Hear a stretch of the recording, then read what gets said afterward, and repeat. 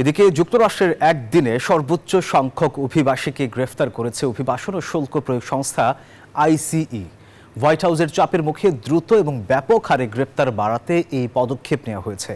বিশ্লেষকরা মনে করছেন রাজনৈতিক চাপ ও অভিবাসন নীতিতে কড়াকড়ির প্রতিফলনই ঘটছে এই পদক্ষেপে। যুক্তরাষ্ট্রের অভিবাসন ও শুল্ক প্রয়োগ আইইসির সংস্থাটির ইতিহাসে একদিনে সবচেয়ে বেশি অভিবাসীকে গ্রেফতার করেছে। স্থানীয় সময় বুধবার এই অভিযান চালানো হয়। গ্রেফতার হওয়া অভিবাসীর সংখ্যা 2200-রও বেশি, যা গত 5 মাসের মধ্যে সর্বোচ্চ।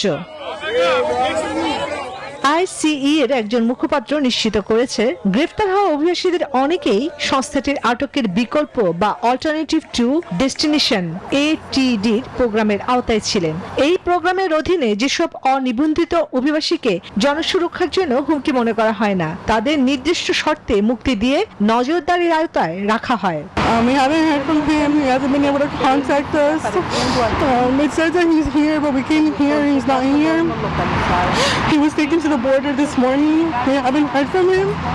তবে বান্ডেল থাকলে প্রতি সেনমানিতে টাকা বাঁচবে। বিকাশ সেনমানি বান্ডেল কিনে জিতুন প্রতি লেনদেনে। এবারের গ্রেফতারে ব্যবহৃত পদ্ধতি নিয়ে উদ্বেগ প্রকাশ করেছেন অভিবাসন আইনজীবীরা। তাদের অভিযোগ, আইসিই কিছু অভিবাসীকে নির্ধারিত সময়ের আগেই সাক্ষাতের জন্য ডেকে এনে সেখান থেকে গ্রেফতার করেছে।